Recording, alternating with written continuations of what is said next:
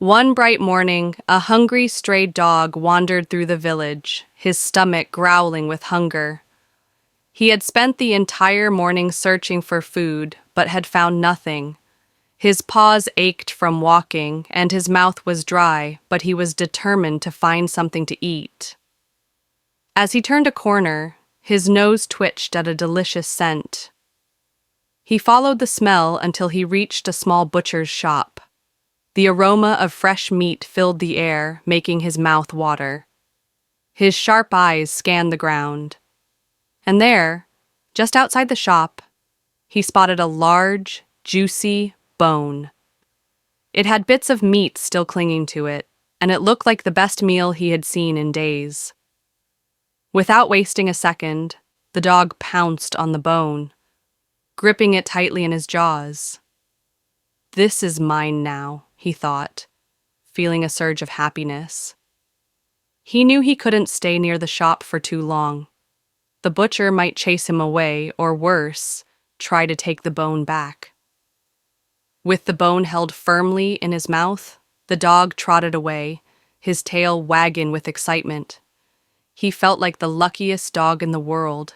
His hunger would finally be satisfied, and he could enjoy his meal in peace.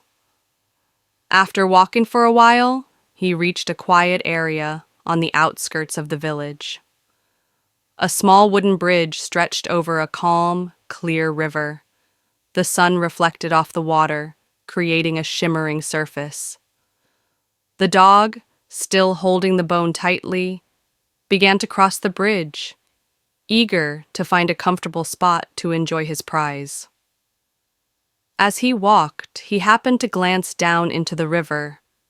To his surprise, he saw another dog staring back at him from the water. But what caught his attention the most was that this other dog also had a big, meaty bone in its mouth. The dog stopped in his tracks. He narrowed his eyes, staring at the reflection. "That bone looks even bigger than mine," he thought. "If I can get it, I'll have 2 bones to enjoy." Greedy and eager, he growled at the dog in the water, but the reflection growled back just as fiercely. He lifted his head slightly, and so did the other dog. He moved to the left, then to the right, and the other dog copied his every move. The dog became frustrated. "Why won't he drop that bone?" he thought. "I must scare him away and take it for myself."